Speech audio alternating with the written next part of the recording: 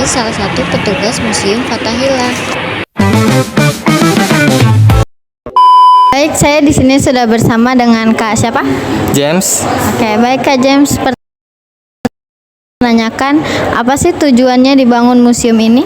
Jadi bangunan ini dibangun untuk sebagai balai kota Batavia, sebagai juga tempat pengadilan dan juga sebagai pusat perdagangan di sini.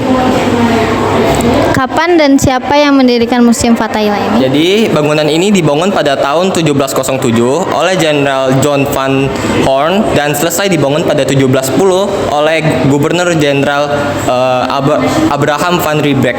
Oke, terima kasih Kak. Kalau boleh tahu, apa sih Kak koleksi yang sering dicari banyak orang? Jadi koleksi yang paling dicari itu adalah lukisan. Lukisan yang ada tiga maknanya. Jadi yang pertama itu ada namanya yang di tengah itu Raja Salomo. Jadi Raja Salomo itu adalah salah satu raja pada saat dulu. Dia itu memerintahkan prajuritnya untuk membelah bayinya menjadi dua. Karena pada saat waktu itu ada seorang dua ibu yang berantem karena merebutkan satu bayi. Nah, karena si Salomo ini nggak tahu yang mana ibu yang asli, jadi ia memerintahkan memerintahkan prajuritnya untuk membelah bayinya menjadi dua. Nah, tetapi ibu yang asli itu tidak mau bayinya dibelah jadi dua, makanya ia rela memberikan anaknya kepada ibu yang palsu. Masih Kak. Ada berapa banyak sih Kak ruangan koleksi di tempat ini? Di sini kita ada 13 ruangan dan setiap ruangan itu memiliki makna yang bermasing-masing. Ini apa ya Kak? Nah, jadi yang di belakang kakak ini adalah prasasti Cia Rutas. Nah, terdapat dua telapak kaki. Nah, ini telapak kaki Purnawaman. Nah, kenapa bisa telapak kaki ini? Karena dia adalah salah satu titisan dari Dewa Wisnu. Nah, dan juga di sini terdapat tulisan Sansekerta dan dengan huruf Pallawa. Dan ini hanya replika, yang aslinya ada di Bogor dan lebih besar. Terima kasih Kak. Nah Kak, ini tuh kan kalau saya lihat di media sosial paling banyak disorot ya. Ini tuh apa sih Kak? Nah, ini adalah salah satu penjara laki-laki. Nah, di sini terdapat ada 5 penjara laki-laki. Nah, salah satunya ini. Nah, kenapa di sini banyak bola besi? Nah, jadi para tahanan yang di penjara di sini akan memakai bola besi. Nah, dan di ruangan ini itu sekitar 30 sampai 40 orang dan 40 orang itu harus pakai bola besi ini, dan berat ini hampir sekitar 40 hingga 50 kiloan. Dan juga semua aktivitas dilakukan di sini, mulai dari buang air kecil, pup. Nah, makanya di sini hampir 80% orang yang di penjara di sini meninggal karena kena penyakit kulit, dan juga pada saat hujan di sini air.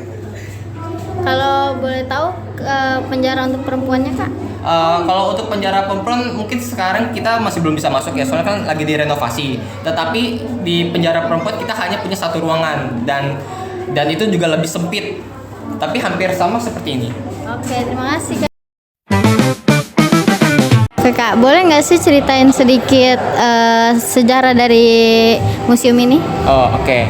Jadi awalnya pada tahun 1925 hingga 1942 gedung ini awalnya sebagai tempat kantor Jawa Barat.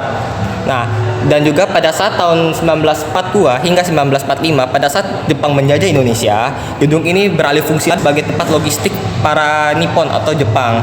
Dan baru di tahun 1945 pada saat Indonesia merdeka, gedung ini beralih fungsi lagi sebagai kantor Jawa Barat lagi. Nah, baru di tahun 1945 hingga 1952. Nah, di tahun yang sama, di tahun 1952, gedung ini beralih fungsi lagi sebagai tempat Kodim atau Komandan Distrik Indonesia.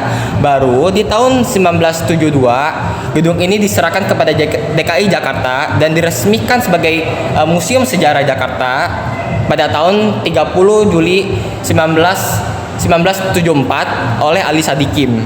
Oke, terima kasih banyak. Itu dia hal-hal penting yang kita dapat dari Museum Fathahillah ini. Terima kasih untuk Kak James atas bantuannya untuk kita, dan sekian dari kelompok 5. Wassalamualaikum warahmatullahi wabarakatuh.